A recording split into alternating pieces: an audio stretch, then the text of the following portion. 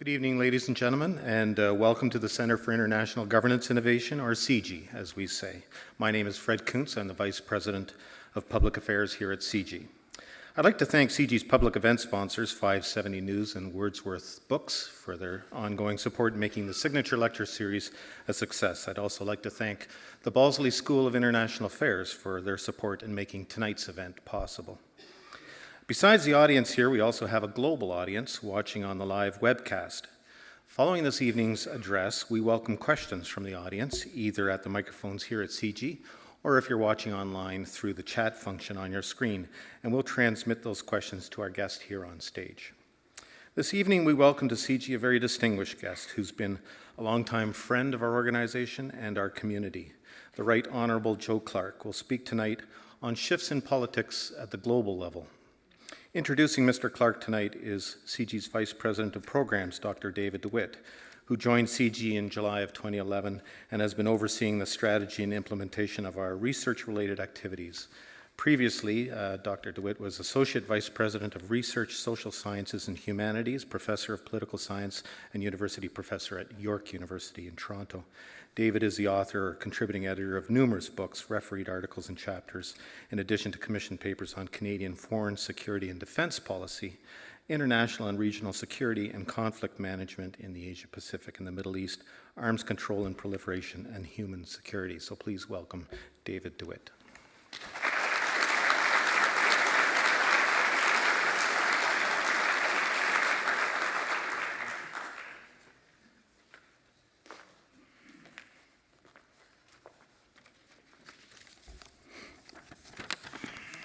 Good evening, everyone.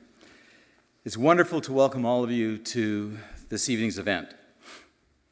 Before turning to the formal introduction of our guest speaker, let me take this opportunity to recognize Ms. Maureen McTeer, an acknowledged national expert and leader.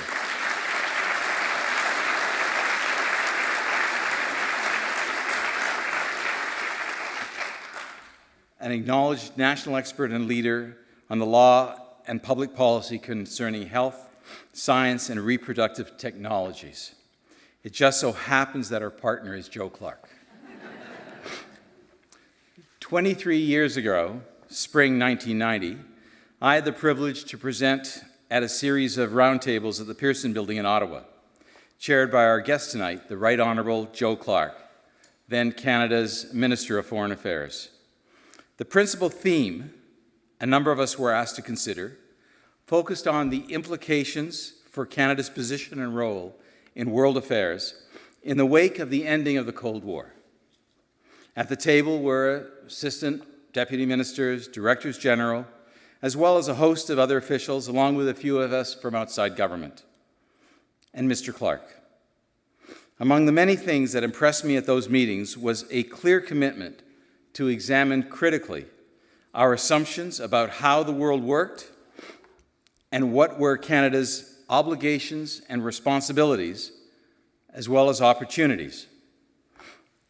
It might seem trite now, when reflecting on it, to observe that in the shadow of 40 years of post-World War II Cold War architecture, there was no obvious, no necessary so-called New World Order that people spoke about.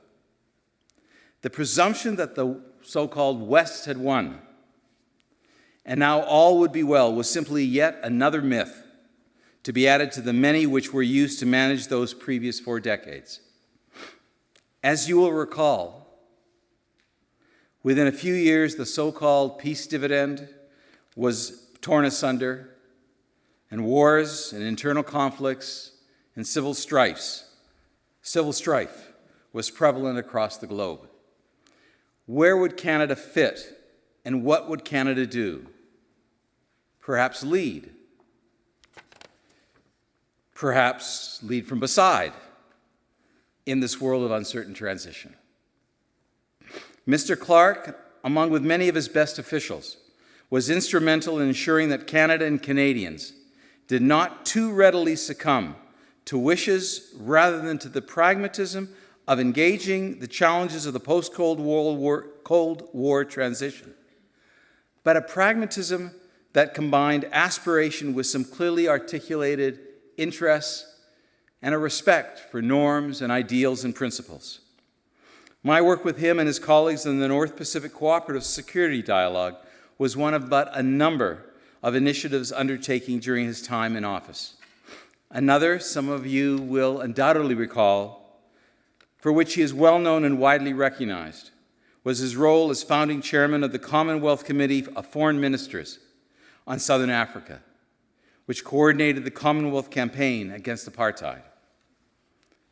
Of course, Mr. Clark had unique stature as our foreign minister, having already served as Canada's youngest prime minister and then going on to serve later as Minister of Constitutional Affairs, where he led the negotiation of the Charlottetown Accord. Mr. Clark was elected from Alberta to the House of Commons 8 times. In recent years, Mr. Clark has been active on governance issues in the developing world with the Commonwealth, the Carter Centre, the National Democratic Institute, including active discussions sponsored by NDI and the European Union on means to improve governance assistance to developing nations. He is president of Joe Clark & Associates, a professor of the Institute for the Study of International Development at McGill University, vice chair of Global Leadership Foundation, and a member of the Inter-American Dialogue and the Friends of the Inter-American Charter. And that is only a partial list. He also once enthralled my undergraduate honors seminar in Canadian foreign policy on his way to teach his own students at American University in Washington, where he was a visiting professor, a position he also had held at the University of California at Berkeley. Born in High River, Mr. Clark has been the recipient of numerous national and international awards, including the Companion of the Order of Canada and honorary degrees from a number of universities and colleges in Canada and abroad. He was a founding member of the Pacific Council for International Policy, has served as a special representative of the Secretary General of the United Nations for Cyprus, and is the author of Canada, a Nation Too Good to Lose. There is much more that one could say, but now it is time to invite the Right Honorable Joe Clark to the podium and to welcome him to CIGI, to the BSIA, and to Kitchener-Waterloo. His signature lecture is entitled Leading from Beside.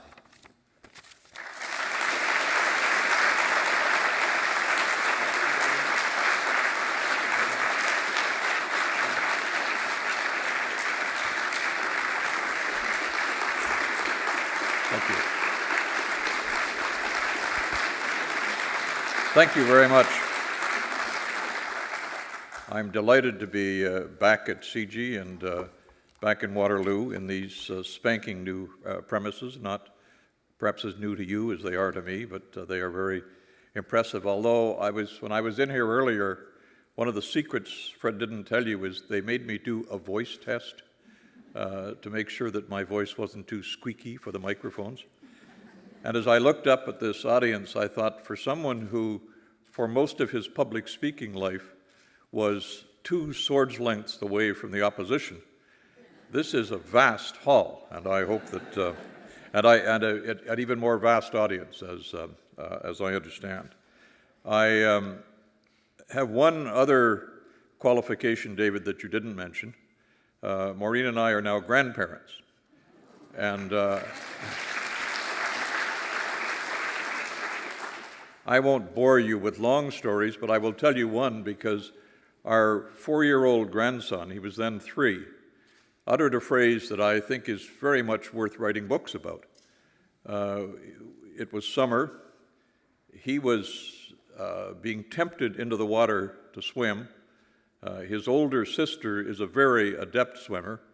He was quite reluctant, but he finally allowed himself to go in so long as his dad was holding onto his trunks as the waves came in and out. And Dad let go, and Charlie was moving along in the water, and his sister said, "Charlie, Charlie, you're swimming." He said, "I'm not swimming, I'm sinking." And I thought, that's a lesson and a phrase that many of us should probably remember as we go forward in life. Let me also say, if I might, about David, that he is a little modest in terms of the role he played with us, with me, back all those decades ago. He talked about the North Pacific Security Dialogue. One of the things we did not do at External Affairs, as it then was, as well as I had hoped we would, was to develop a connection with the academic community. I'm not sure why we were not more successful, but we weren't. But there were 3 or 4 startling exceptions, but one of them certainly was when David DeWitt and Dr. Paul Evans came to me with a proposal that given the turbulence in the North Pacific area and given the absence of the kind of institutional framework that might allow those issues of conflict to be dealt with, there needed to be some leadership in drawing people together to establish a framework that was not too formal, because Asia Pacific was not a place then that would accept formal arrangements, particularly if they looked like they were imported from Europe. Most of the powers of that time, with influence in the region, did not want any discussion of that kind, because they were quite happy with the status quo as they saw it.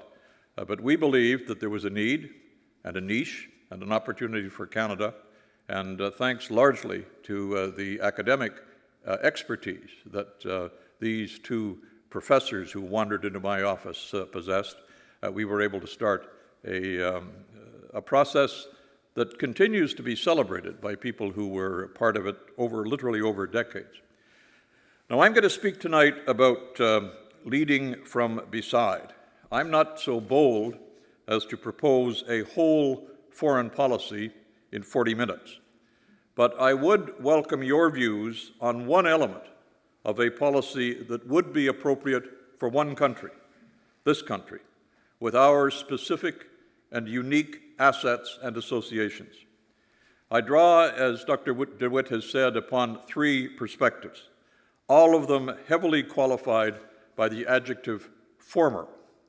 A former foreign minister, a former party leader and prime minister, and a former minister of constitutional affairs. In fact, when I was moved from the Department of External Affairs, where I'd had the privilege of serving almost 7 years, to become the Minister of Constitutional Affairs, our daughter Catherine looked at me and said, "Well, so long Paris, hello Moose Jaw," which is what happened. I learned a little bit along the way. We all know that power among nations is shifting dramatically. Goldman Sachs has projected that by 2050, the 7 largest economies in the world will contain only one Western nation, the USA, which will rank 2nd in economic power, well behind China. Next in order would be India, Brazil, Mexico, Russia, Indonesia. Canada would rank 16th, a little behind Vietnam, a little ahead of the Philippines. Now, ranking growth is an economic calculation. Obviously, this shift in power is about more than economics. It is about culture. It is about language and attitudes, and indeed about values. The shift is also not just among nations, but among continents. Asia, obviously, but Africa, long the neglected continent, and now on the rise, and the new dynamics in this hemisphere, where power is dispersing and moving south. What we recognize less easily is that this shift in power is not only among nation states, but from nation states to non-state actors, such as the environmental movement, non-governmental organizations, multinational corporations, personal foundations. Now, sophisticated social scientists would call the groups I've just listed the good guys. But shifting also, this power is, to organized crime, to terrorists, and to other malign forces, the bad guys. Obviously, these changes have consequences whose implications are hard to foresee, and very often even harder to accept. Some of you will know of the Association of Southeast Asian Nations, which, as you would deduce, are in Southeast Asia. And there has been a practice for some time, happily, during the time I was foreign minister, that each year the foreign minister of Canada would go to one of the ASEAN capitals and would be engaged in what was called a dialogue partnership with the 6 who were there. We were hosted each year by a particular nation. And after I'd been there 6 years, and had been the guest of ASEAN 6 times, I decided it would be time to invite the ASEAN ministers, while they were in North America, to come to visit me for a special meeting. And we decided, just coincidentally, to hold that meeting in Jasper, Alberta, in my electoral constituency. They were all here in any event for the fall meeting of the United Nations General Assembly, so I invited them to come on Canadian Thanksgiving to be with me in Jasper. And having learned some things along the way as a foreign minister, for example, the most important proficiency in Southeast Asia is to be able to golf. It is an essential element to effective diplomacy, and I wasn't very good at that aspect of it. But nonetheless, I invited them to all come to me for a golfing weekend at Jasper. And of course, Canada being Canada, Alberta being Alberta, on Thanksgiving weekend, a terrible blizzard struck Alberta. And we made it to Calgary. We were supposed to fly from Calgary to a little town called Hinton with an airstrip. Hinton was closed, and it looked like we might have to cancel. And then we realized that Alberta being Alberta, this snowstorm had not hit the Banff-Jasper Highway for some reason. So we made our way to Banff, and we rented a bus. And we took the bus up that spectacular highway. If you've not taken it, I recommend that you do. And we got about to the ice fields on a perfectly clear highway, turned a corner, and a great blizzard struck us. Now, among the foreign ministers there was the foreign minister of Brunei, who also, just coincidentally, was the younger brother to the Sultan, the prince he was. And I was a little concerned about the prince and snow, so as this blizzard struck us, I said, "Your Royal Highness, I suppose you've not seen snow before." And Ali Alatas, the late Ali Alatas, the then foreign minister of Indonesia, piped up and said, "His Royal Highness has never been on a bus before."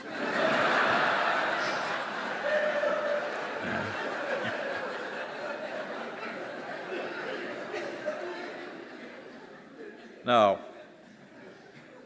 all of us have buses that we have not been on before.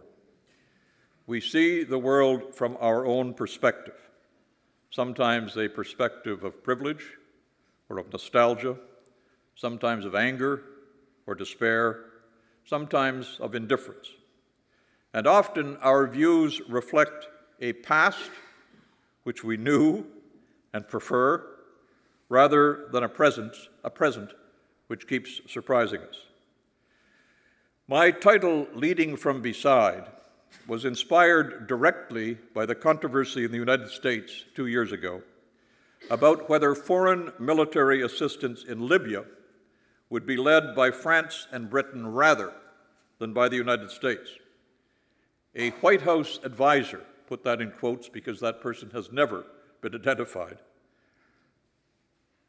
supported the very sensible proposition that the U.S. need not lead every international venture.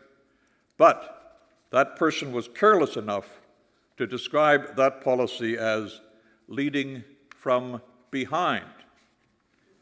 American hawks went wild, and that description was quickly disowned. But rhetoric aside, there has been a palpable change in power.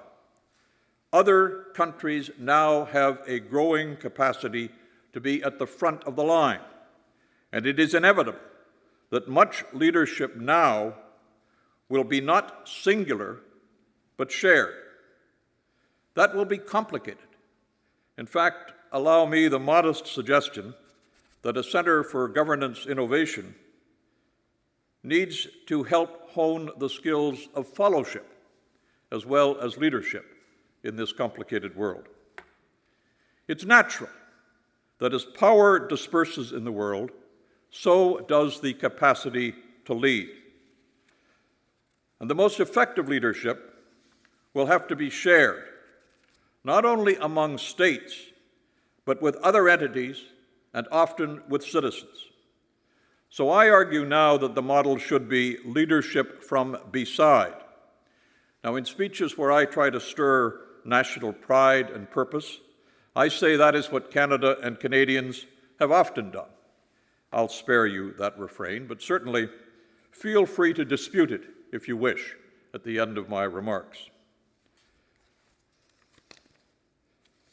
Speakers should never give away their secrets, but my secret is I'm now turning to an insert that I prepared after the main address was prepared, and so I'm taking off the paperclip, and I will turn to the insert. In Canada's case, when I say beside, I mean beside three broad categories of partner. First, to use a phrase that I learned on about the third day I was foreign minister, the phrase like-minded countries. I kept getting these briefs to tell me this is what like-minded countries believed, and I said, what in the world are they? They are countries who generally approach international issues from a perspective similar to Canada's. So one of our partners should be like-minded countries. But the contemporary list would, while it would include our existing key allies, I would also expand the concept to include emerging and developing countries which share our interest and our capacity for conciliation and who are deliberate innovators. Second, as a partner, I believe it is imperative to Canada that we return to our role as an active and outspoken champion of the multilateral system, including emphatically the United Nations, but also seeking to bring purpose and effectiveness to our traditional families, like the Commonwealth, La Francophonie, the Organization of American States, and to encourage the strength of promising new alliances, including those of which we will not be formally a part, such as the African Union. And third, and critically, our partner should be non-state actors.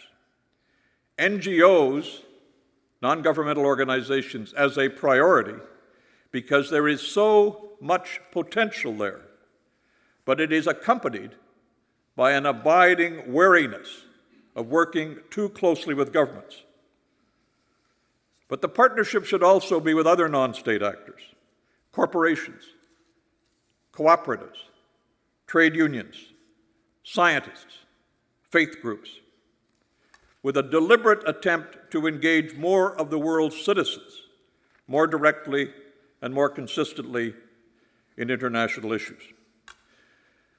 On the question of multilateralism, I should draw upon my extensive, unparalleled international experience to tell you about one particular multilateral meeting where I had the privilege of leading Canada to what turned out to be the negotiation of the Uruguay round of trade negotiations.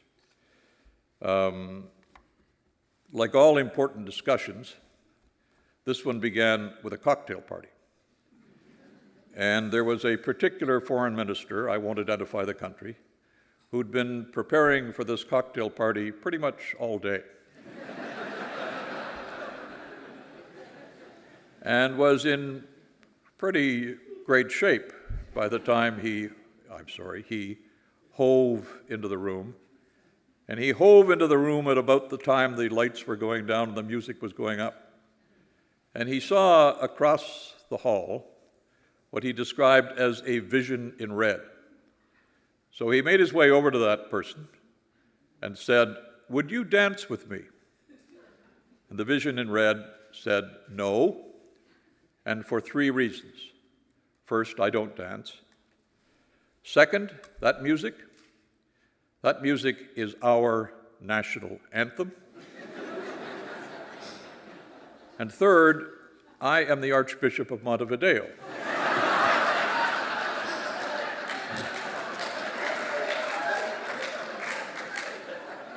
So you can see why I want us to get back to the multilateral tradition.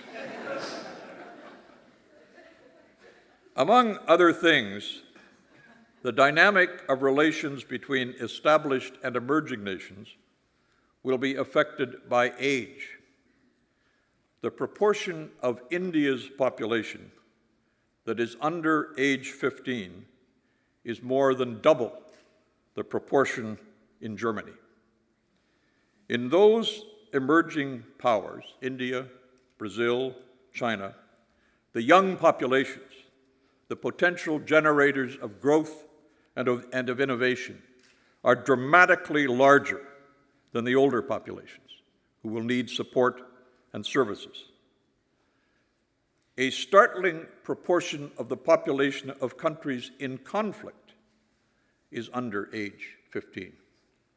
46% in the Democratic Republic of Congo, a huge and troubled country. 46% in Afghanistan.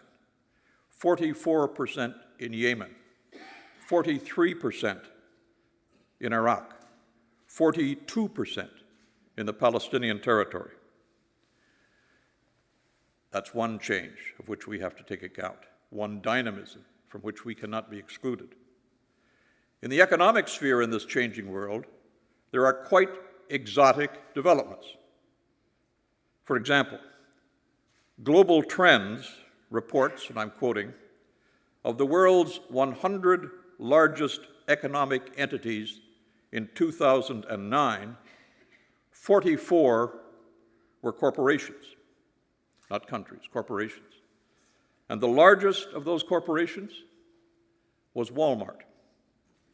Indeed, if Walmart were a country, it would be the 22nd largest country in the world. Fully 95 real countries have populations smaller than Walmart's workforce. The modern world is so much more than a story of states. A growing array of non-state actors are powers unto themselves, and they work on the front line of change. Greenpeace has had more influence on public policy in the last decade and a half than most national governments. The Gates Foundation is more innovative. The Red Cross, Red Crescent employs more than 300,000 people. And that is just the beginning of the non-state list. World Vision is in 97 countries with over 40,000 staff and more than 100,000 volunteers. Many non-state actors are rooted in the global south, like BRAC in Bangladesh, the largest NGO in the world. Amnesty International has offices in 80 countries, more national offices than most countries have embassies. These groups have more than numbers and more than reach. They are innovators. They're on the ground. They're able to act directly. They're not bound by some formal protocol which a state may have signed or some accountability provision requiring the approval of an official thousands of miles away. I was in Nigeria at the time of the last election. We have a rule now in Canada that heads of mission, our high commissioners, cannot speak on important matters without having their speech approved by Ottawa. There were killings in Nigeria after the election. The British spoke, the Americans spoke. It was a weekend, so Chris Cooter, our high commissioner, had to wait for permission. Now, happily, I was there, and Nigeria doesn't keep a precise count of who's the foreign minister or the prime minister now. So Canada was heard from. But nonetheless, these accountability rules stop action. On a critical question like that, Canadians may not believe it, but the voice of Canada, the voice of Britain, the voice of the United States can make a difference when there are turbulent times which need to be calmed. Non-state actors are not bound by these kinds of protocols. Increasingly, as governments contract, they are filling space vacated when formal governments step back. Perhaps of most importance, they build personal trust, which is the basis of creative partnerships. Globescan International, the polling company, of which I have the privilege to serve on the board, and whose co-CEO, out of duty and out of interest, is here tonight. Globescan International has looked at this question of trust, and it reports, quotes, that trust in NGOs is significantly higher than trust in business, media, and governments, and continues to rise slowly. The 2012 report of the Edelman Trust Barometer says NGOs are the most trusted institution in the world. But what these non-state actors do not have is the authority to change the rules. Non-state organizations often have the imagination the world needs, but only states have the mandate and the power to change laws and regulations and obligations.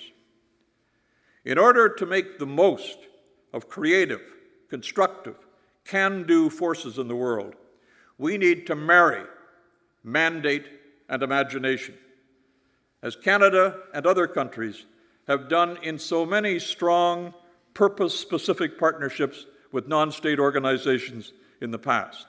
The International Treaty to Ban Landmines, the Campaign Against Apartheid, the Agreement on Blood Diamonds, the domestic responses to international disasters. Unfortunately, governments and publics pay more attention now to the non-state bad guys, which pose, quotes, new threats, than to those actors who represent new solutions. The disproportion is enormous between the money and the attention which Western governments spend on defense and on homeland security compared to the investment in non-state actors who address conditions which so often give rise to violence and to crime and to terrorism. Generations of policymakers, including my generation, were weaned on threat and the need to resist it as the prominent driver of foreign policy. In terms of stirring our emotions and shaping our assumptions, our enemies were almost more important than our friends. Nazi Germany, godless communism, terrorists, Iraq, Iran, now North Korea. That preoccupation with threat has diminished the attention we gave to poor or to developing countries, who were, remember, in Canada's case, potential friends with whom we shared strong links and traditions. Many of those countries can be invaluable allies of Canada now because, among other reasons, our history and society bear few of the scars and assumptions of former colonial or imperial powers. There has been a change in the sources of conflict in the world. Cold War conflict was driven by ideology and often contained by it, by the imposition of power, by the contesting superpowers. Today, the growing source of conflict in the world, the growing sources, are rooted in culture and in identity and in faith. I don't hold to the idea of an inevitable clash of civilizations. Indeed, one of bilingual, multicultural Canada's lessons to the world is that diverse countries can work together and cultures can work together to mutual advantage. But frictions and flashpoints are inevitable. And when they grow, they can metastasize. The wars in Iraq and Afghanistan demonstrate the limitations of military power alone in dealing with these issues. Many of these conflicts reflect a fear that vital values or identities are under siege. Now, such fears are as old as humankind, but they are much more easily inflamed in an age when information travels so fast and so far, challenging sacred assumptions, creating new aspirations, stimulating anger or envy or extremism. Most of us remember hearing of the fall of the Berlin Wall. That was 25 years ago this November. But think of that dramatic change in the context of another transforming event about the same time. This year will also be the 26th anniversary of the widespread use of the internet. More than one wall came down that quarter century ago. And who is to say whether the flood of people from east to west was more or less significant than the flood of information which shrank the world and challenged so many institutions and assumptions? In terms of Canada's position in this internationally changed environment, let me, if I might, suggest a parallel from an earlier time. Canada's international presence changed emphatically in the mid-1940s.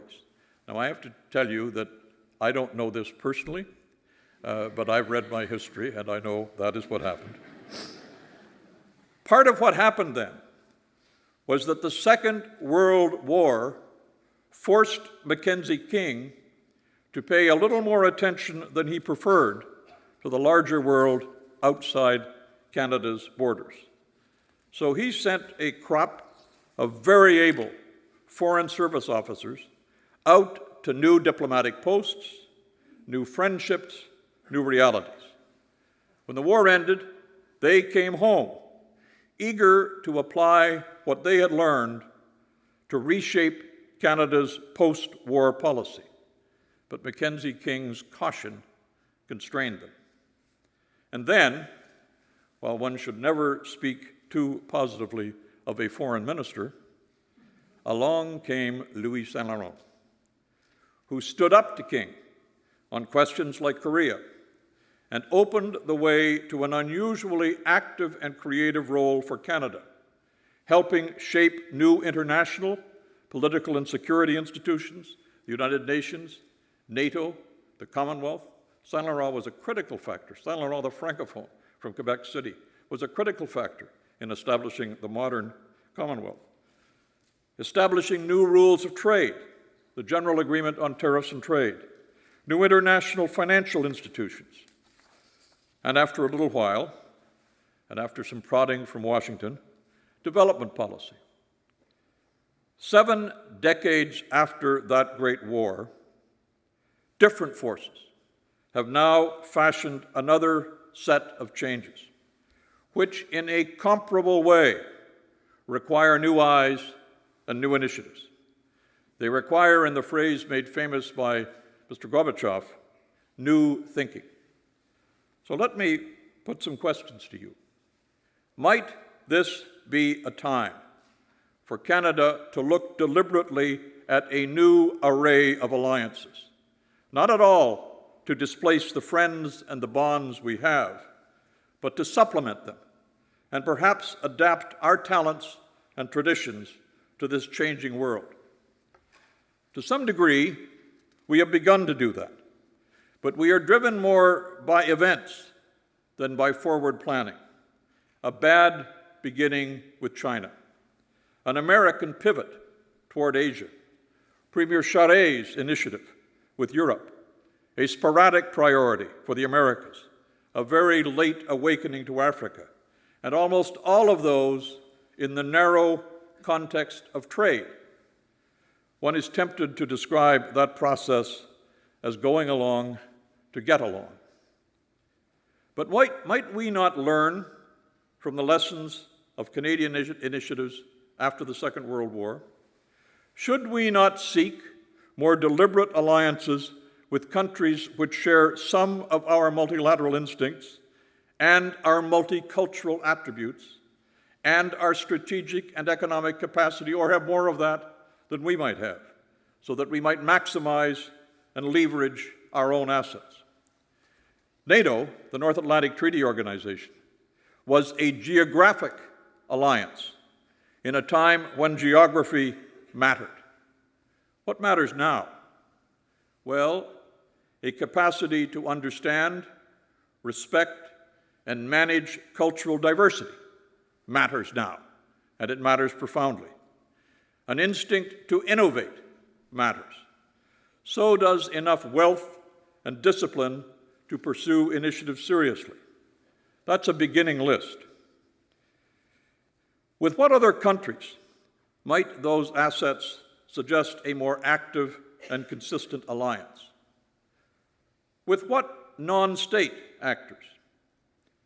Among the countries, would Indonesia be one? Would Turkey be one? South Korea? South Africa, if it recovers its promise? Chile? Nigeria? Qatar? Let me just digress, because the former ambassador, Canada's former ambassador to Qatar, is here. And I've never learned to pronounce the name of the country. I'm not going to call it ICAO. As a demonstration of change and possibility, let me detour to Doha.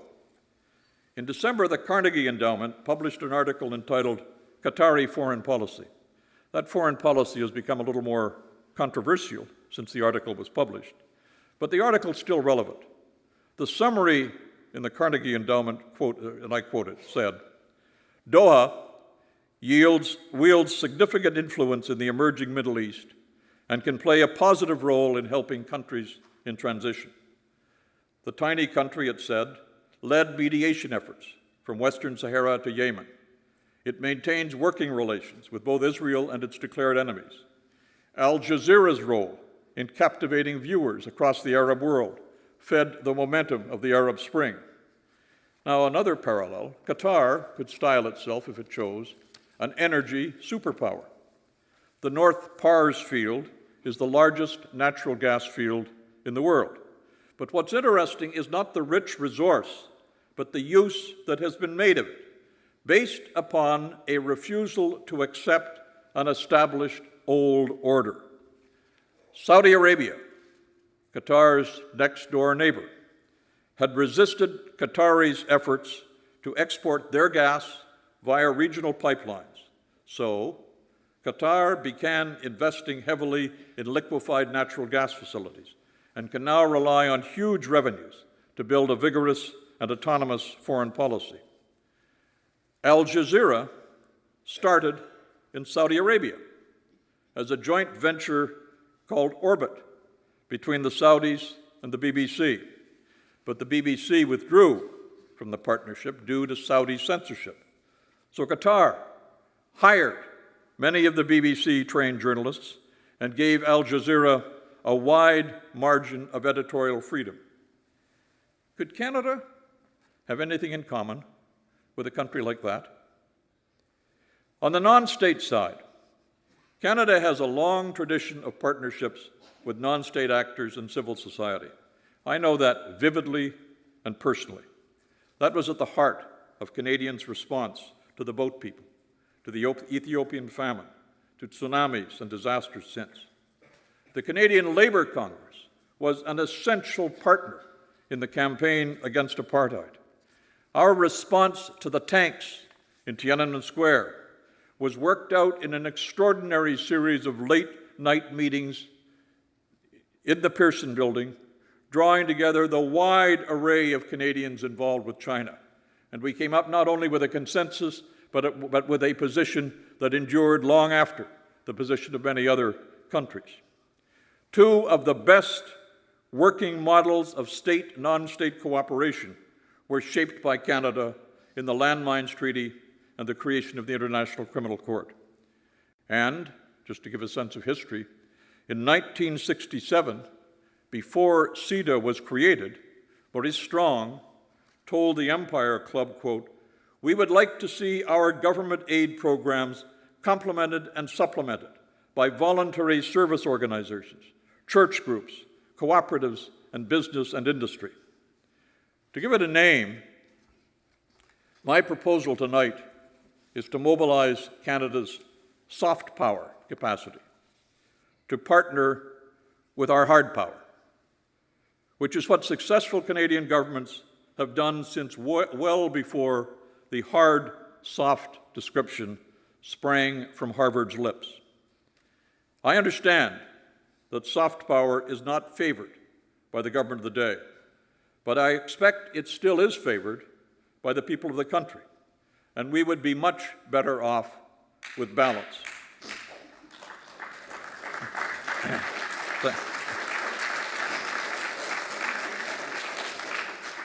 Now that I've got some applause, I'm going to wind down. But before I do that, I want to leave some questions with you, and I hope that we can have a genuine discussion of this. Does the parallel with the 1940s apply? Does what Canada did in the post-war period, when the world changed and new responses were needed, is that a parallel we should be looking at usefully today? Is this a time for leadership from beside? Is it practical? What models might work? Are non-state actors prepared to ally in any continuing way with governments? Oxfam and Unilever partnered famously in Indonesia a decade ago to everyone's advantage, but it was not at all an easy process. Given the independent nature of NGOs, the resistance may be higher on their side. Globescan reported that last year, if corporations and NGOs collaborated, respect for the corporation went up 75%. Respect for the NGO went down 53%. If the balance between state and non-state actors is going to continue to change, what role might Canada play in the marriage of mandate and imagination? If Canada were interested, how might we determine our natural partners? And who, you might make some suggestions tonight, who might they be? Thank you very much for your attention, and I think the idea now is to open the floor.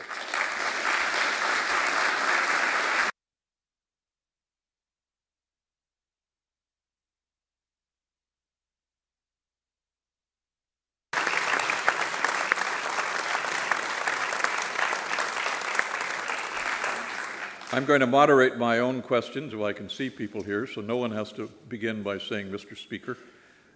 Just put a question if you have one. Yeah, fine, there are microphones. Thanks, David. Where are the microphones? One here and one there. This is not so hard.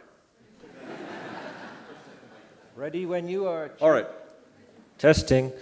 Well, hi. First thing I want to do is say what a pleasure it is to be in the presence of a progressive conservative.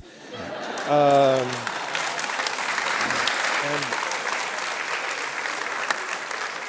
I really do mean that. And I've got three things, and you can either ignore them or answer which ones you want, but it does seem that the modern Conservative Party seems to be Northern Republicans, and I'm wondering if you see any opportunity for a resurgence as of the progressive Conservative people in Canada. Now, you referred to corporations as a good guy earlier on, and then you gave several examples of why you think, or why they tend to be perceived as toxic actors, which is my view, and clearly from Globe Views, or is it Worldview, or whatever they are. Globescan. Globescan didn't seem to think... I'll get thrown off the board if you don't get the name right. Sorry. Globescan didn't seem to find that people thought too highly of them either. And this sort of leads me to my third point, sort of magically, in that I see these sort of corporations running the United States even more than they do now under our present regime. And America seems to be willing to do, anything to make money. And I sort of see them as at best destructive and at worst damn near, a rogue state. And in that their foreign policy has been driven by 9/11, which many people would argue was not all it appears to be. And in fact, that those cavemen in Afghanistan did a mighty fine job of demolishing those buildings. So I'm wondering if you'd like to comment on that, because I think America is in fact the last partner we need. Well, let me answer some of those briefly, if I might. One, on the progressives, I think this is a progressive country. I think that the present government has won its mandate consecutively for a variety of reasons, and I think it is focused on a small part of the electorate. I think that there may be some pressures internally on that party to change. Certainly there are members of Parliament whom I know who are by inclination progressive. I don't know why we've not heard more from them, but they are there, and there is an electorate there. Is there a chance for a resurgence? I guess I'd answer that without trying to predict, but rather by pointing to the future. This has been a country that, whatever the name, was guided by and large by a progressive, call it a progressive conservative form of government, whether that was under a liberal government or under a progressive conservative government. And I think the country has not changed as much as the government has. Secondly, on the question of corporations, I quoted GlobeScan statistics, and it was the NGO constituency which saw the popularity of the NGOs fall when collaboration with corporations was encouraged. Who's wrong? Is the NGO community wrong to shut its eyes to options? Be kind of curious, because NGOs historically have searched for options and have found niches where they could make a difference. On corporations, and I am not here to argue their case, but it is, I think most people who observe these matters would agree, there has been a quite remarkable development of what I would call sincere corporate responsibility on the part of a number of corporations, Canadian and other, including a number in the United States. And I think that one has to recognize that there are going to be very strong reasons on all sides not to start something new. There always are. And I don't think we should make judgments about the potential participants before the discussions have begun. I think we should take a very hard look at what might be done. I asked for suggestions as to how we might deal with this. It would be interesting later on, no supplementary questions here, because you asked 3. It would be interesting later on to see if there might be suggestions from this audience as to how that resistance on the part of NGOs might be brought down. Is it entirely unreasonable? If it isn't unreasonable, where is the common ground that might be found? Because I think no one would dispute the value of having more resources turned than is currently the case to some of these problems. The U.S. policy is driven by a number of factors. The U.S. is a country that has challenges of its own. It is also probably, and remains, one of the most resilient countries in history. And it has found its way out of difficult problems in the past, and there's no reason to believe that it won't do that now. I have always argued that Canada is a different North America. And we are a different North America in part because there has always been this emphasis upon the Canadian community to a greater degree than has been the case in, for example, the United States. It is one of the virtues they celebrate, their emphasis upon the individual.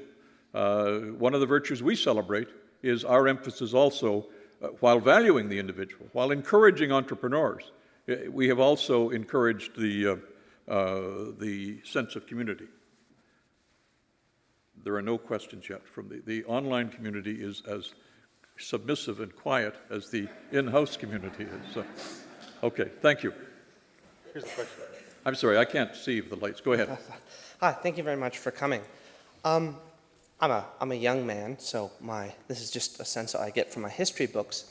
But I have a sense that Canadian regionalism has driven our federal governments to pick kind of the least ambitious or the least troublesome foreign policy options, the one that rocks the boat the least. Do you think that, and do you think that our regionalism will cause problems in implementing kind of the partnership view that you see? No, I don't. I think a factor about Canadian foreign policy is that it has never been a populist foreign policy. It has been leader-driven. And what is interesting is that a lot of Canadians, when an initiative is proposed, take the question of apartheid. There was a strong opposition to apartheid, but Canada, I don't say this pejoratively, Canada had not been as active before as we became in 1984. And Canadians joined that, and Canadians have supported other measures. So the issue here is not regionalism. It is that for very understandable reasons, there has not been that populist impulse in Canada. Now, that's partly because we are not a great power. If one lived south of the 49th parallel, your policy, the policy your country adopted, would make a more dramatic difference more quickly in more of the world. We do things incrementally. It's very important, but it's not exciting. I always used to say that, who was the, John Philip Sousa, was it? Was that his name? Would have been driven crazy by Canada. He composed martial music that people march to. Well, we don't march to very much music of that kind. We are a much more conciliatory nation. So I think on regionalism, if you're talking about Quebec as a region, I think, in fact, Quebecers would be more attracted to the thesis I was putting forward tonight than Canadians in some other parts of the country. So they would not be laggards on that question. Would my province of Alberta be a laggard? I don't think so.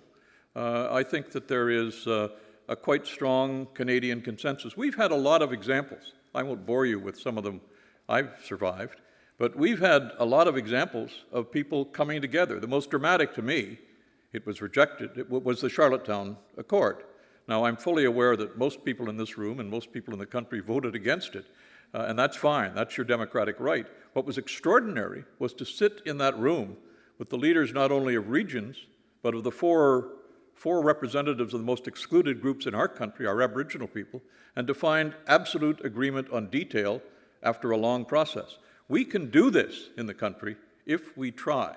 That's the challenge. And the trying very often in our history has had to come from leadership rather than necessarily from a populist impulse. One last thing on that. I am struck by the growth in organizations and institutions, universities, that are turning attention to international affairs. It is more than what I remember when I was a young man. And that has to connect. That has to have some consequences. We also live in a global age. People are more aware of more things. That has to make a difference. So there is an opportunity for leadership here. It has to be based upon a consensus, but consensus can be built in this country. Yeah. In your view, to what degree does the leading from beside model depend on an activist role of the national government? If you have a more minimalist sort of foreign policy from a government, let's say, that's focused on a domestic prosperity agenda or trade, international trade, can a coalition of like-minded NGOs, corporations, civil society carry the day and create an activist role for Canada with a lesser participation from the government? Would it succeed, or is it really dependent on the hard power participation? No, that's a very important question, and I think obviously, as I said, it depends upon leadership. I should point out that this government is activist on some international issues, so activism is not foreign to their attitudes. And they have some elements that are very open to grassroots and to some of the non-governmental community. They tend to be in fairly specific niches, but to answer the question directly, I think it requires an activist government. My prejudice is that Canada requires an activist government for domestic as well as international reasons, but I think that is the case. But if the government won't start the debate, Why shouldn't we tonight? Yes? Hello, Sarah. Now, I think that there are certainly examples of large groups, non-governmental groups, doing good work. You have, for example, Rotary International has partnered with different groups, the Gates Foundation included, to put an end to polio, and it's not as publicized as perhaps it should be. So is there maybe a perception that those sort of relationships don't work because the negative effects, the economists who say these large scale projects don't work, that you need these smaller piecemeal sort of solutions? You know, if we did more work to focus on the positive, would we be a little bit better off with the solution, pursuing a solution like the one that you've presented? Well, let me try two answers to that. One is the whole concept of development has changed quite dramatically.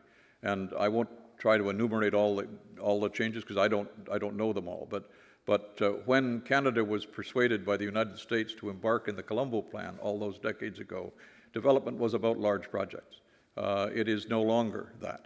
Secondly, there's absolutely no doubt that organizations like Rotary do very important work. They do it on their own. They do it in part because they are on their own, because it is community service. But public servants are involved in public service. Why can we not find a way to marry public service and community service? They're not foreign fields. The instincts are the same.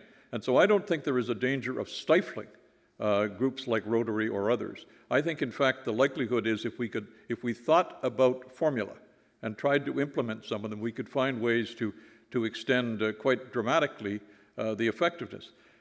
I was with Rotarians a year ago in Grand Prairie, Alberta, and I was astounded, to learn what they are doing. People from little towns I used to represent in the House of Commons, things I had known nothing about. So there is a question of turning attention to what is already being done. But whatever it is, I can tell you it isn't enough to meet the need. So what we have to look for are ways in which we can meet the need more effectively and more cooperatively. And I don't think there's a risk here. Am I answering your question?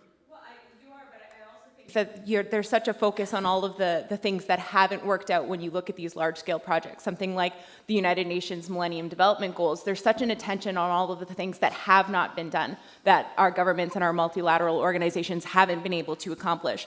That is there a need to focus on the things that have been done, if only to reassure people that those sort of projects can be successful? Yes. The answer to that is yes. The tougher question is how do you do that? Not being critical of the media, and I'm not speaking of specific outlets, modern media looks for bad news and looks for instant news. And good news is not of interest, and instant solutions don't work. They have to be developed over time. So in a sense, this is a depressing factor to work with, but it's there. And we've worked against depressing factors before and found success. That would be my response to that. I have, lo and behold. Well, go ahead. Thank you, Mr. Clark. A fascinating presentation. I don't know whether it's a coincidence, but Mr. Kofi Annan is in Ottawa today at the Global Center for Pluralism and talking about pluralism.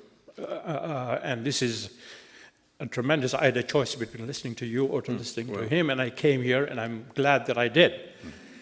What you're saying is much more relevant to Canada. The question that I have is, what you talked about was the massive change the world is going through, specifically with regards to culture, interaction with people from different parts of the world, coming at a massive scale to us. Kurt Lewin, a famous psychologist and an organizational guru, said that societies and people need to change. They need to learn faster than the change that is coming to them. So the question that I have for you is, and you posed a lot of questions to us to reflect on, which we will, and I'm hopefully will come up with some of the answers that you were looking for.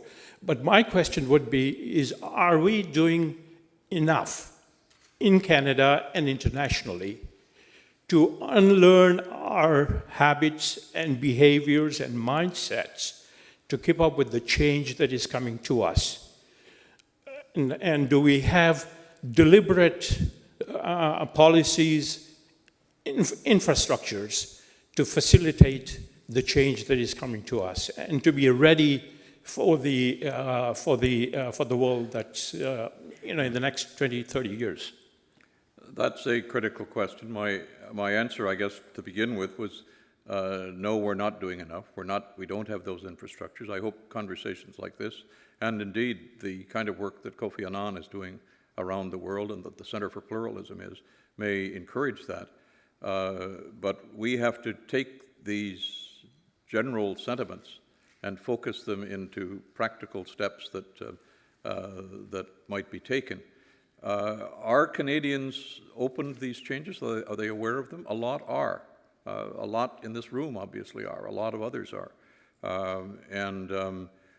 Those of us who know these things or who are aware of some of these changes have to encourage others to look at things that they may not have considered before.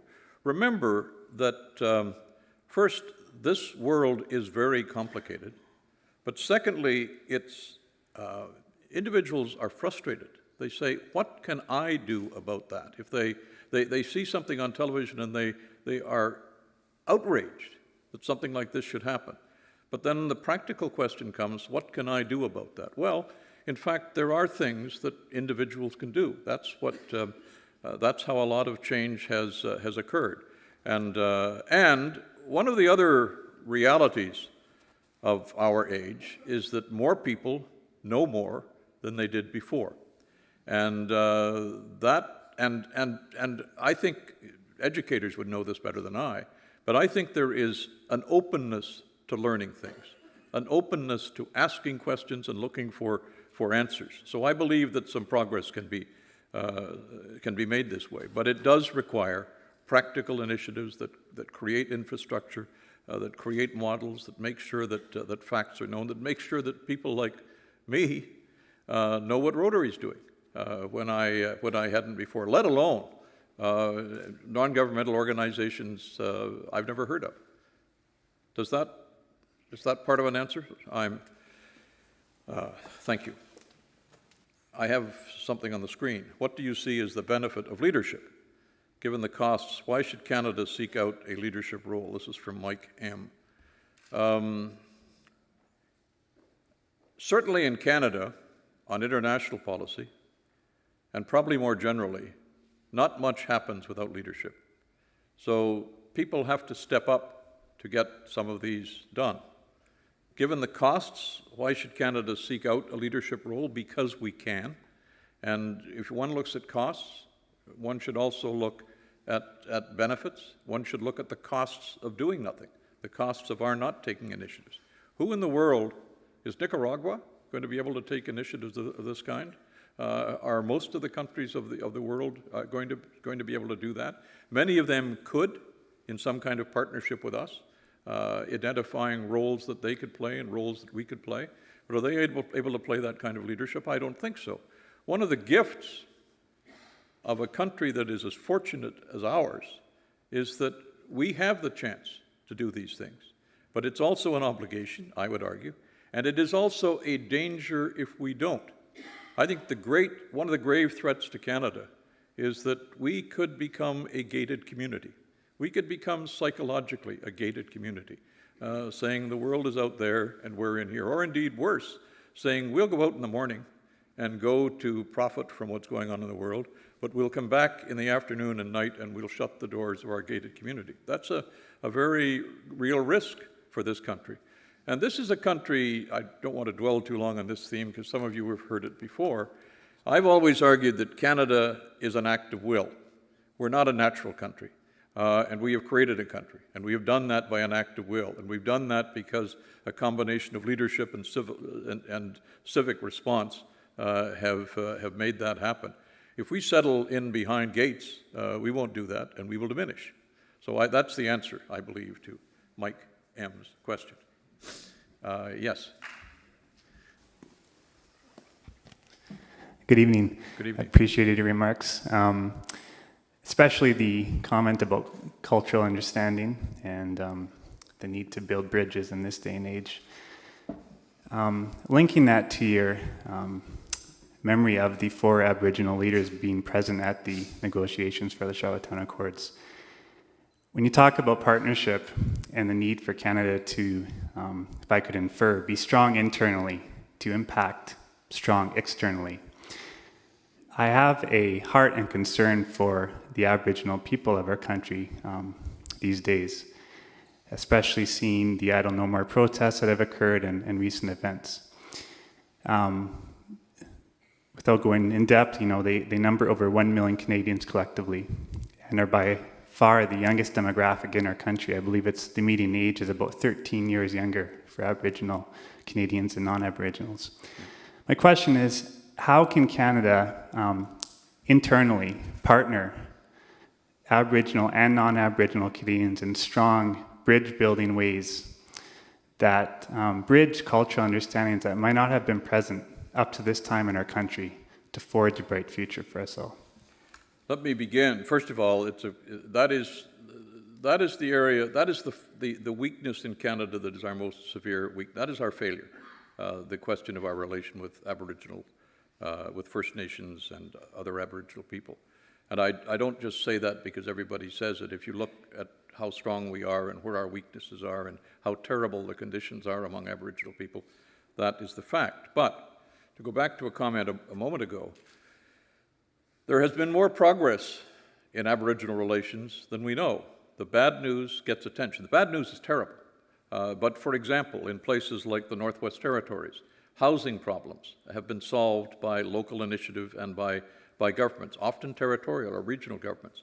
There has been, again in the North, a quite extraordinary reversal of the exclusion from major economic decisions of Aboriginal people that occurred with the first Northern Pipeline, for example, that gave rise to the public hearings, and the most recent proposal for a pipeline, which turns out it may not be economic, but it at least has a consensus that was hard won among Aboriginals and others. There are successes, they need to be known.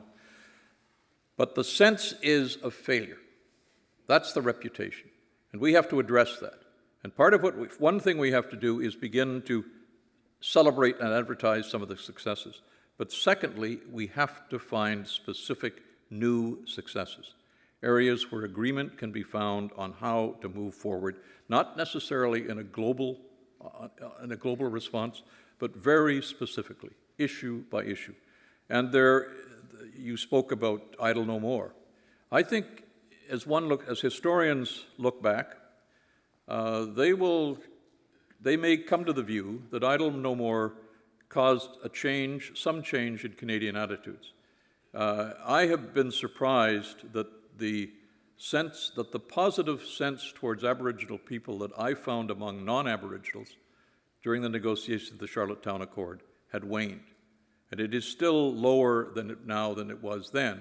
But I think that there has been a change, a sense that this is a real problem where there have to be some responses. And I think that Aboriginal leaders are also aware that they have to find ways to make themselves more effective. They have to find ways to agree on common steps forward rather than finding things to fight about. I worked a long time, still do, with the Assembly of First Nations. It is a federation.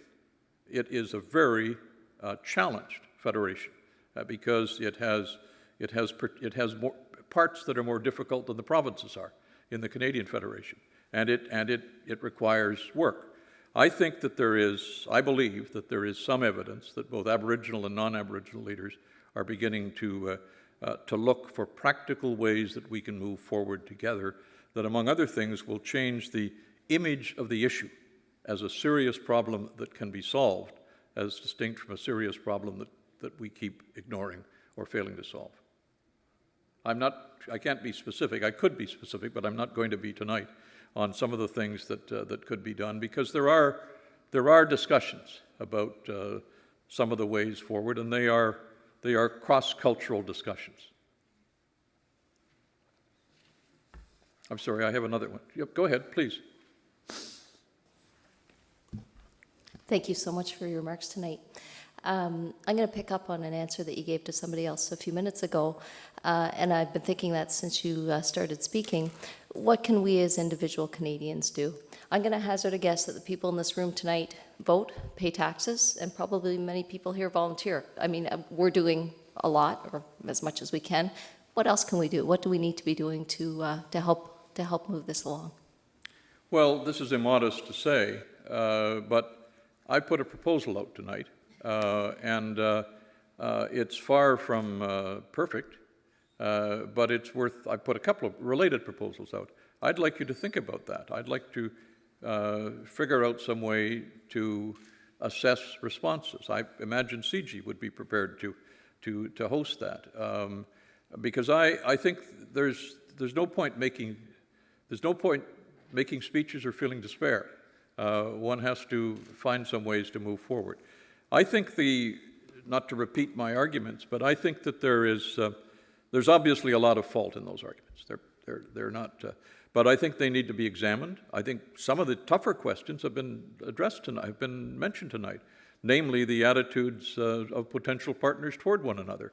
Would there be a willingness on the part of a Canadian government to lead? Would there be a willingness on the part of an NGO to become involved in some kind of long-term cooperation with a government entity? How might we move on both of those? Those are, they sound a little airy-fairy. Those, in fact, are practical questions, and I think that we should have some answers on that. Secondly, I'm sure others in the room have learned things tonight about things that NGOs, for example, are doing in the world that we didn't know before. And we should all make it a point to learn more. I shouldn't have had to appear by accident at a Rotary meeting to find out the quite extraordinary things that this national organization is doing. And I think we also have to, if I may say so, surrender our prejudices. We all belong to sort of schools of thought, and we're there for a reason, and we think we're right and the other guys are wrong, or that people who might have happened to act against us at some point in the past are irretrievable. That's not the case. I think we have to recognize that if we are going to generate some common movement forward, we have to surrender some of our own prejudices. And that's an important step to common ground. But to come specifically to the question, I think that I hope that some of you will respond to some of the questions I raised. I'd be interested to know which other countries you think might be interesting allies for Canada willing to work with us. I'd be interested in knowing what non-state organizations might be willing to be involved in some kind of leadership from beside, and how that might occur. I think I put the general proposition out. You can now fill in the details. I'm not, that's far too facetious, but we all have to do that. We all have to try to, if the proposition is at all valid, let us then consider how we might move on it. I have another electronic question. Just let me go to the world. What cause do you think Canada is best poised to champion? Is there an appetite for global leadership in our current government? This is from Jill in Ottawa. I believe a cause that Canada should champion is in fact conciliation of differences. I think that's what we do in the country. I think that is very much what the world needs. I think we have credibility on the question. I say we collectively, we as a society have credibility on that issue. We want to be careful in our own country that we are continuing to earn that reputation as fully as we had in the past. I think by and large we are. There are going to be eruptions, but I think that question of conciliation is a cause, and that leads to multilateralism. I think we simply have to be involved with others formally in the world. It's not simply that we were the architects of some of these institutions, we were partial architects of some of these institutions which are now being questioned. It is that those institutions are valuable in and of themselves. It's not who created them that's important. It's what they can do that's important. And what they can do, I think, this question of cooperation is is critical. The government shows leadership on some issues internationally, so yes, there's an appetite. There is an appetite, and there may well be a response to reasoned proposals. I think one always has to believe that about governments. Sir. Good evening, Mr. Clark. Thank you so much for coming to our community. I hope you can come back often. I have 3 quick examples to cite to make sure you're aware of, and then one challenge. And the examples are, across the street is the Perimeter Institute for Theoretical Physics. And Dr. Turek, I don't know if he's in the audience tonight, but he has an amazing series of institutes that he's just starting across Africa and with involvement from around the world. And unfortunately, I have to say, in theoretical physics, gray hair is not the asset that it may be in international governance. But they recognize that they need to encourage young minds wherever they are. And this partnership and involvement around the world is just a wonderful thing. If you don't have a chance to get across the street, well, look up Neil Turek, Perimeter Institute, so on. I don't think he's here. The second one would be the Mennonite relief sale. This weekend, our community is fairly well known for its Mennonite involvement. The relief sale's out in New Hamburg. Drop by, pick up a quilt. The big news in town on Monday will be what the top one sold for, and it could be $20,000, $30,000, $40,000. A wonderful opportunity and involvement. The third one, Engineers Without Borders. Our local university is involved in that. The challenge is, I work in technology, but I work with a number of environmental NGOs. And it's tough in that sector these days. And so I'm wondering It's if tough in what sector, sorry? Environmental Yeah. NGOs. The government has essentially told them that if they don't toe the government line, they'll lose charitable status. Mm-hmm. And so I'm wondering who to partner with if it can't be the government. I know in this area we tend not to look to the government first, but oftentimes NGOs in the environmental sector are local issue based with an international message. And I'm wondering how that works in your model and if you have advice. Or is it a think about? No, it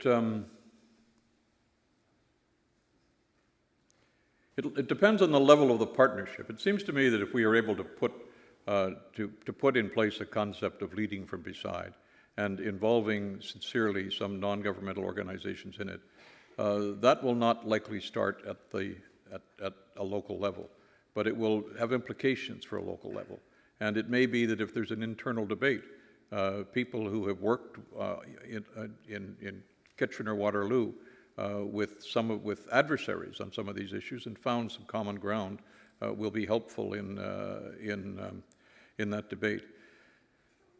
This is only an impression, but my impression is that the government's, I won't say their line is softening, but their line with regard to, they are becoming more conscious of the need to have the support of environmental organizations, I believe. And I think that that's an opportunity which you should take advantage of. I say more conscious, but I think that that should be done. And I know too little about the Perimeter Institute, but I'll look and take a look, and thank you very much. Chris.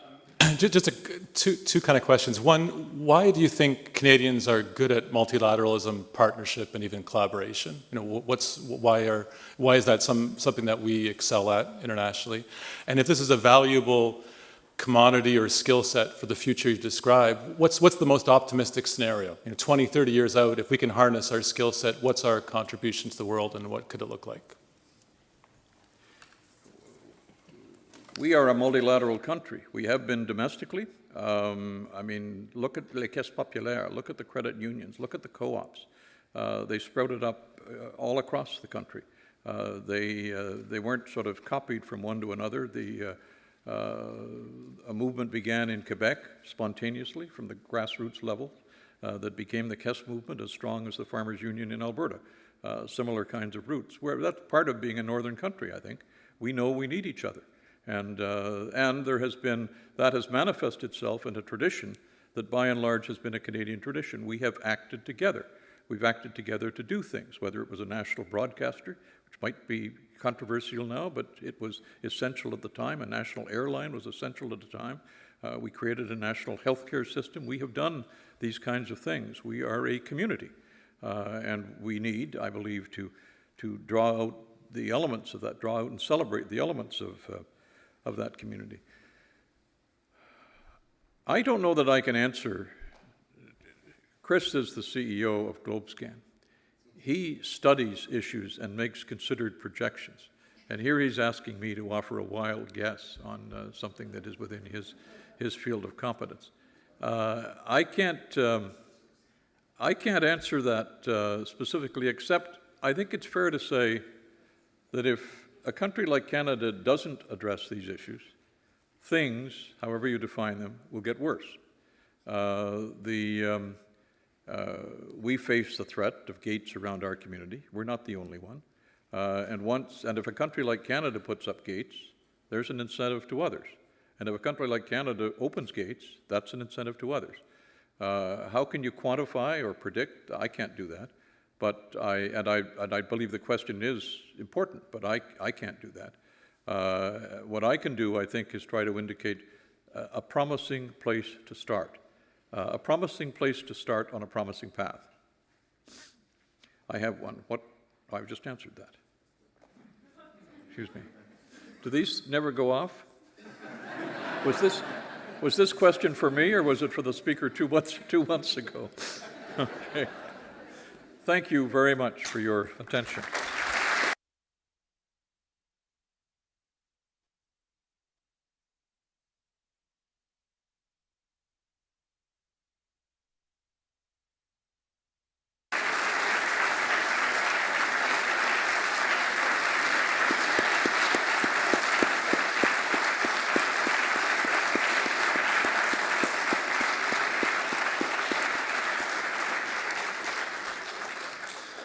Well, thank you very much. And for a few concluding remarks, and very briefly, first of all, thanks to you, Mr. Clark, for your exceptional address and the discussion this evening.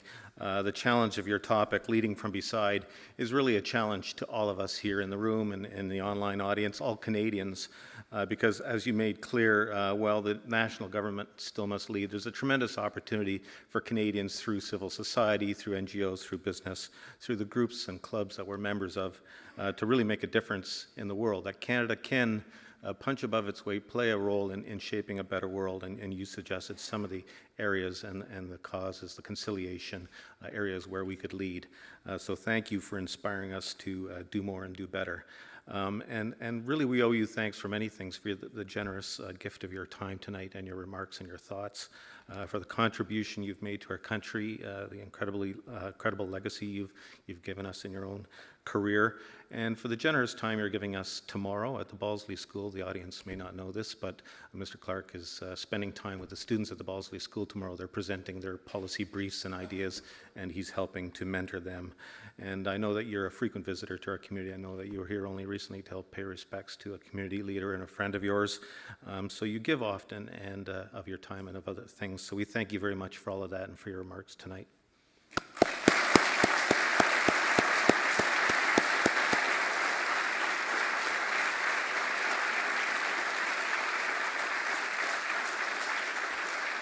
I'd also like to thank everyone in the audience here for attending. The video from tonight's live webcast will be edited and posted to our website in our online archive, so you can visit that again. You can comment on the blogs about tonight's event. That'll be posted soon. And I just want to let you know about our next event in the CG Auditorium. It will be our final signature lecture this season, and it'll take place on June 12th when CG and the Canadian International Council's Waterloo Region Branch present their 6th annual media panel. This year's theme, Caught in the Headlines, Everyday Voices in World News. This features Doug Saunders of the Globe and Mail, Stuart Bell of the National Post, Linda Diebel of the Toronto Star, Alison Smith of CBC Radio, and our most excellent moderator will be Steve Paikin of TV Ontario. And that event starts at 7 p.m. on June 12th. So be sure to register for our events newsletter for information on this and all the other upcoming signature lectures that we're already planning for our new season, which resumes in September. So thank you once more to our event sponsors, 570 News and Wordsworth Books. Thank you for coming. And let me just add that our featured speaker tonight, our guest of honor, will pause briefly in the lobby. We have a reception, a coffee reception or some water, so you can linger and speak to our guests. Please resist the urge to come down and mob him at the stage here. Please proceed out to the lobby, and he will join you there for conversations for a short while. Thank you very much.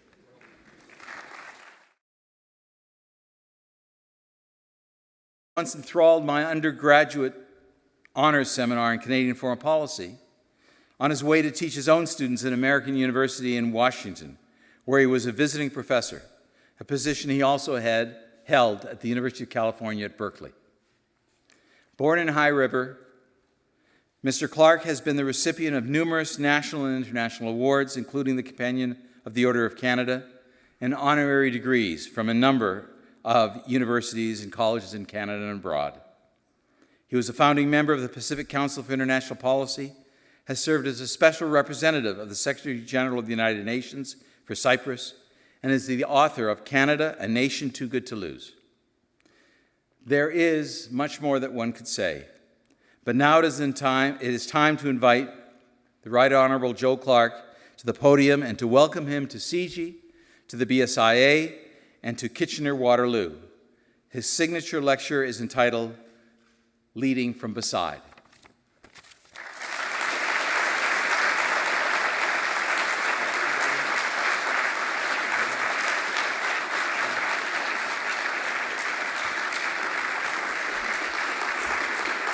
Thank you. Thank you very much. I'm delighted to be back at CIGI and back in Waterloo in these spanking new premises, not perhaps as new to you as they are to me, but they are very impressive. Although when I was in here earlier, one of the secrets Fred didn't tell you is they made me do a voice test to make sure that my voice wasn't too squeaky for the microphones. And as I looked up at this audience, I thought, for someone who, for most of his public speaking life, was 2 swords lengths away from the opposition, this is a vast hall, and I hope that, and an even more vast audience, as I understand. I have one other qualification, David, that you didn't mention. Maureen and I are now grandparents, and I won't bore you with long stories, but I will tell you one, because our 4-year-old grandson, he was then 3, uttered a phrase that I think is very much worth writing books about. It was summer. He was being tempted into the water to swim. His older sister is a very adept swimmer. He was quite reluctant, but he finally allowed himself to go in so long as his dad was holding onto his trunks as the waves came in and out. And Dad let go, and Charlie was moving along in the water, and his sister said, "Charlie, Charlie, you're swimming." He said, "I'm not swimming, I'm sinking." And I thought, that's a lesson and a phrase that many of us should probably remember as we go forward in life. Let me also say, if I might, about David, that he is a little modest in terms of the role he played with us, with me, back all those decades ago. He talked about the North Pacific Security Dialogue. One of the things we did not do at External Affairs, as it then was, as well as I had hoped we would, was to develop a connection with the academic community. I'm not sure why we were not more successful, but we weren't. But there were 3 or 4 startling exceptions, but one of them certainly was when David DeWitt and Dr. Paul Evans came to me with a proposal that, given the turbulence in the North Pacific area, and given the absence of the kind of institutional framework that might allow those issues of conflict to be dealt with, there needed to be some leadership in drawing people together to establish a framework that was not too formal, because Asia Pacific was not a place then that would accept formal arrangements, particularly if they looked like they were imported from Europe. Most of the powers of that time, with influence in the region, did not want any discussion of that kind, because they were quite happy with the status quo as they saw it. But we believed that there was a need and a niche and an opportunity for Canada, and thanks largely to the academic expertise that these two professors who wandered into my office possessed, we were able to start a process that continues to be celebrated by people who were part of it literally over decades. Now, I'm going to speak tonight about leading from beside. I'm not so bold as to propose a whole foreign policy in 40 minutes, but I would welcome your views on one element of a policy that would be appropriate for one country, this country, with our specific and unique assets and associations. I draw, as Dr. DeWitt has said, upon three perspectives, all of them heavily qualified by the adjective former. A former foreign minister, a former party leader and prime minister, and a former minister of constitutional affairs. In fact, when I was moved from the Department of External Affairs, where I'd had the privilege of serving almost 7 years, to become the Minister of Constitutional Affairs, our daughter Catherine looked at me and said, "Well, so long Paris, hello Moose Jaw," which is what happened. I learned a little bit along the way. We all know that power among nations is shifting dramatically.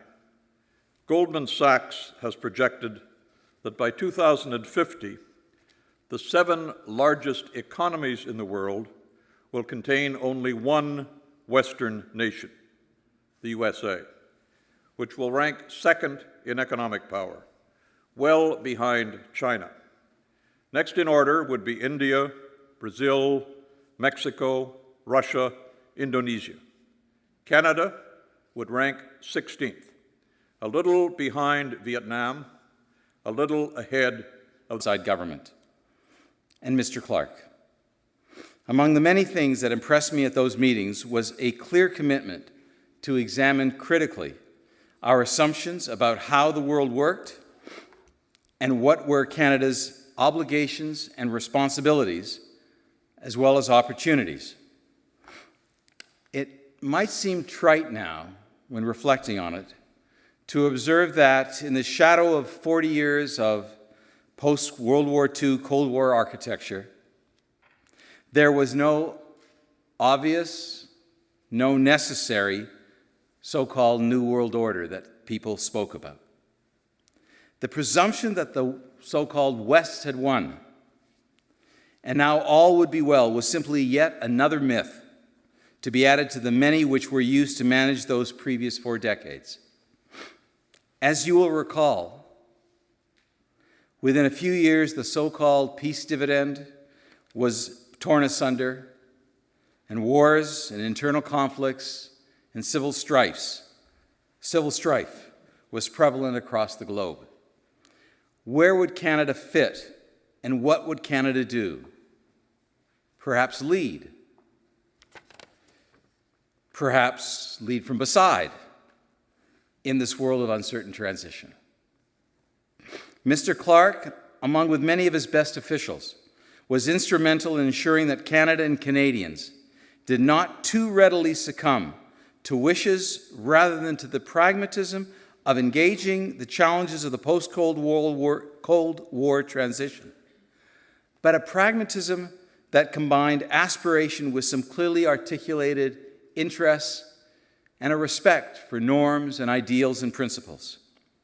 My work with him and his colleagues in the North Pacific Cooperative Security Dialogue was one of but a number of initiatives undertaken during his time in office.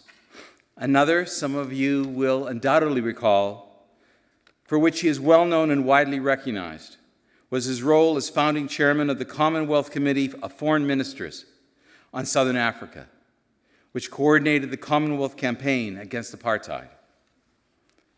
Of course, Mr. Clark had unique stature as our foreign minister, having already served as Canada's youngest prime minister and then going on to serve later as Minister of Constitutional Affairs, where he led the negotiation of the Charlottetown Accord. Mr. Clark was elected from Alberta to the House of Commons 8 times. In recent years, Mr. Clark has been active on governance issues in the developing world with the Commonwealth, the Carter Center, the National Democratic Institute, including active discussions sponsored by NDI and the European Union on means to improve governance assistance to developing nations. He is president of Joe Clark & Associates, a professor of the Institute for the Study of International Development at McGill University, vice chair of Global Leadership Foundation, and a member of the Inter-American Dialogue and the Friends of the Inter-American Charter. And that is only a partial list. He also won the Philippines. Now, ranking growth is an economic calculation. Obviously, this shift in power is about more than economics. It is about culture. It is about language and attitudes, and indeed about values. The shift is also not just among nations, but among continents. Asia, obviously, but Africa, long the neglected continent, and now on the rise. And the new dynamics in this hemisphere, where power is dispersing and moving south.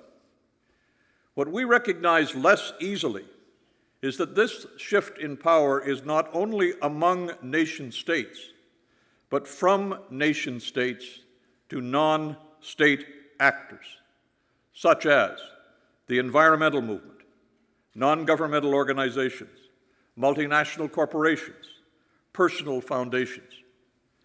Now, sophisticated social scientists would call the groups I've just listed the good guys. But shifting also, this power is, to organized crime, to terrorists, and to other malign forces, the bad guys. Obviously, these changes have consequences whose implications are hard to foresee and very often even harder to accept. Some of you will know of the Association of Southeast Asian Nations, which, as you would deduce, are in Southeast Asia. And there has been a practice for some time, happily, during the time I was foreign minister, that each year the foreign minister of Canada would go to one of the ASEAN capitals and would be engaged in what was called a dialogue partnership with the 6 who were there. We were hosted each year by a particular nation. And after I'd been there 6 years, and had been the guest of ASEAN 6 times, I decided it would be time to invite the ASEAN ministers while they were in North America to come to visit me for a special meeting. And we decided, just coincidentally, to hold that meeting in Jasper, Alberta, in my electoral constituency.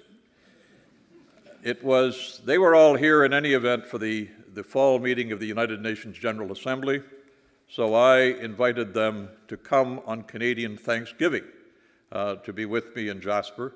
And having learned some things along the way as a foreign minister, for example, the most important proficiency in Southeast Asia is to be able to golf. It is an essential element to effective diplomacy, and I wasn't very good at that aspect of it. But nonetheless, I invited them to all come to me for a golfing weekend at Jasper. And of course, Canada being Canada, Alberta being Alberta, on Thanksgiving weekend, a terrible blizzard struck Alberta. And we made it to Calgary. We were supposed to fly from Calgary to a little town called Hinton with an airstrip. Hinton was closed.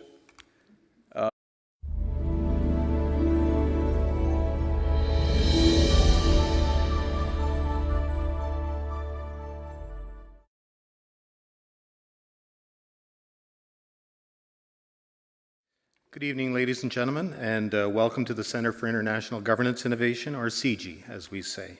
My name is Fred Kuntz. I'm the Vice President of Public Affairs here at CIGI.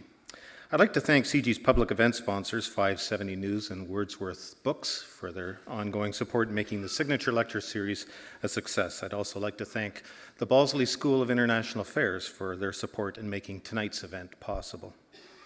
Besides the audience here, we also have a global audience watching on the live webcast. Following this evening's address, we welcome questions from the audience, either at the microphones here at CIGI or if you're watching online through the chat function on your screen, and we'll transmit those questions to our guest here on stage. This evening, we welcome to CG a very distinguished guest who's been a longtime friend of our organization and our community. The Right Honorable Joe Clark will speak tonight on shifts in politics at the global level.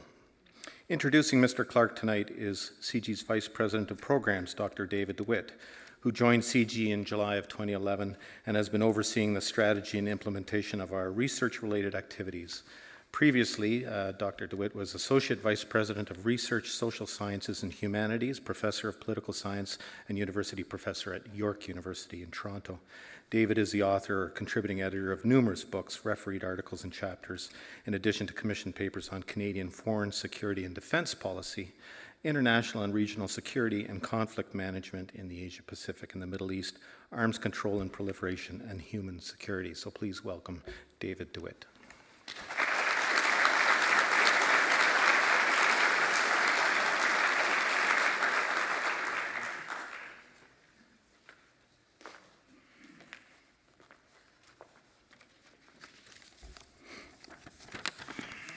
Good evening, everyone. It's wonderful to welcome all of you to this evening's event. Before turning to the formal introduction of our guest speaker, let me take this opportunity to recognize Ms. Maureen McTeer, an acknowledged national expert and leader.